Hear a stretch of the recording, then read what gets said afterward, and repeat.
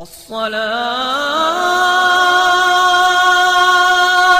خير من النوم۔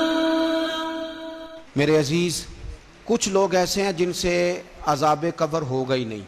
میرے رسول کریم صلی اللہ تعالی علیہ وسلم نے ارشاد فرمایا کہ جو اللہ کے رستے میں شہید ہو گیا، یہ سنن نسائی میں موجود ہے، اسے عذاب قبر نہیں ہوگا، بلکہ ایک حدیث میں تو فرمایا حساب کتاب ہی نہیں ہوگا، اللہ بغیر سوال جواب کے جنت عطا فرما دے۔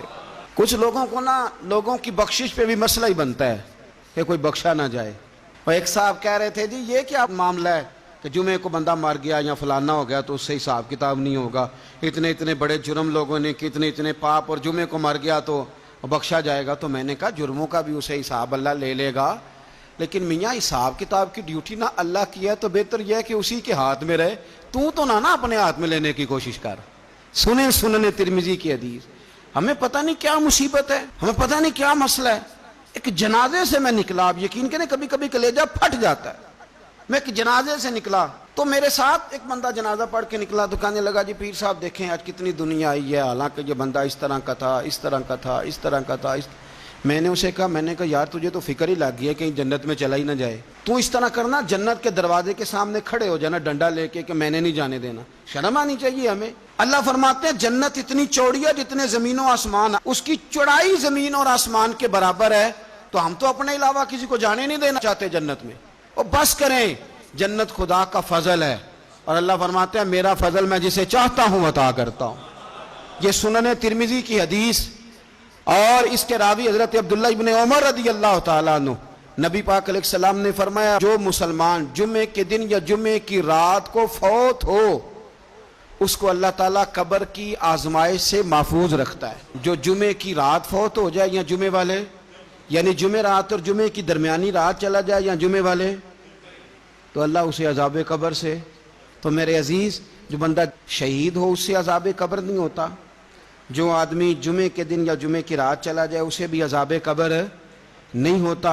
اور میرے رسول کریم صلی اللہ تعالیٰ علیہ وسلم نے فرمایا جو بندہ ایک دن اور ایک رات، یہ حدیث صحیح مسلم میں، سنن ترمذی میں، مصنف عبدالرزاق میں موجود ہے، ایک دن اور ایک رات اللہ کی رضا کے لیے اسلامی سرحد پہ پہرا دے۔ میں اور آپ سوئے ہوئے ہیں، لیکن وہ لوگ جو فوجی بارڈروں پہ کھڑے ہیں، دیکھو مدینے والے محبوب کس کس پہ کرم فرماتے ہیں۔ ساری عمر نہیں، 24-25 سال کی سروس نہیں، فرمایا ایک دن اور ایک رات اللہ کی رضا کے لیے جو اسلامی سرحد پر پہرا دے، مسلمانوں کو کافروں سے بچائے، رب اسے عذاب قبر نہیں دے گا، اسے اللہ تعالیٰ اپنے فضل سے معاف فرما دے گا۔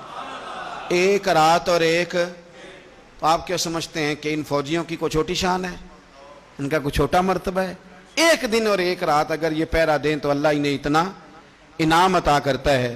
اسی طرح سن لو، یہ ذرا غور سے سننا، ابن ماجہ کی حدیث، اور اس کے علاوہ مسند ابو یعلا میں موجود حدیث کے راوی حضرت ابو ہریرہ رضی اللہ تعالی عنہ، حضور صلی اللہ تعالی علیہ وسلم نے فرمایا جو شخص بیماری سے فوت ہوا، قربان جاؤں میرے محبوب نے بیماری کا نام ہی نہیں لیا، فرمایا کوئی بھی بیماری ہو، فرمایا جو آدمی بیماری سے فوت ہوا اللہ اسے شہادت کی موت عطا فرمائے گا، اور وہ عذاب قبر سے اور قبر کے امتحان سے بھی محفوظ رہے گا، اور حضور فرماتے ہیں اس کو صبح اور شام جنت کے باغوں میں سے رزق دیا جائے گا۔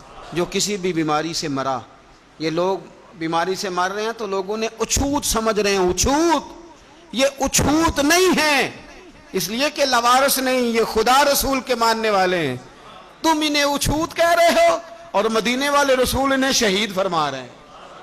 حضور نے فرمایا جو بیماری سے مرے شہید ہے، وہ قبر کے عذاب سے محفوظ رہے گا اور جنت کے باغوں میں سے اللہ رزق دے گا۔